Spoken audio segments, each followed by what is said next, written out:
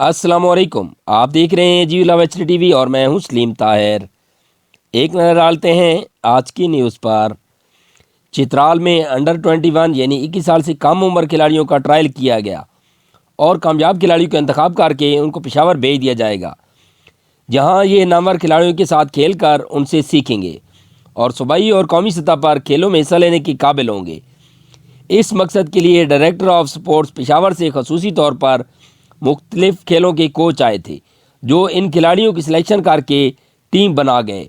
مزید تفصیلات غلام محمد فاروقی کی اس رپورٹ میں۔ چترال میں انڈر 21 یعنی جن کھلاڑیوں کی عمر 21 سال سے کم ہو، ان کھلاڑیوں کے مختلف کھیلوں میں انتخاب ہوا۔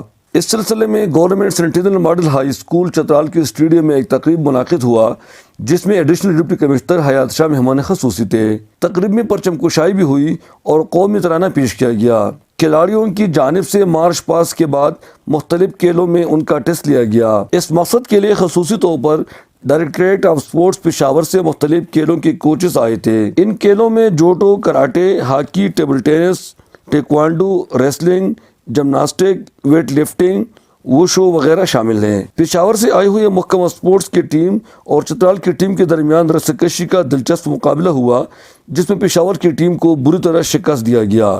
ڈسٹرکٹ سپورٹ آفیسر چترال فاروق اعظم نے اس ٹرائل کے بارے میں بتایا کہ اس سے کھلاڑیوں کا حوصلہ افزائی ہوگی۔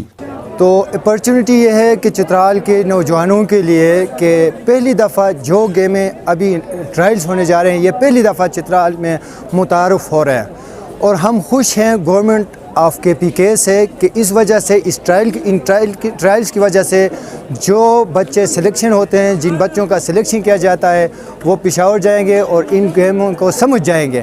پشاور سے آئی ہوئی کوچز پر مشتمل ٹیم ضلع پر چترال میں بھی انڈر 21 کے کھلاڑیوں کا ٹیسٹ لے کر ان کا بھی انتخاب کیا۔ یہ کھلاڑی سرکاری خرچے پر پشاور جائیں گے اور وہاں نامور کھلاڑیوں کے ساتھ مل کر کھیلیں گے۔ ان کھلاڑیوں سے ان کھیلوں کا 2 پیچ سیکھیں گے۔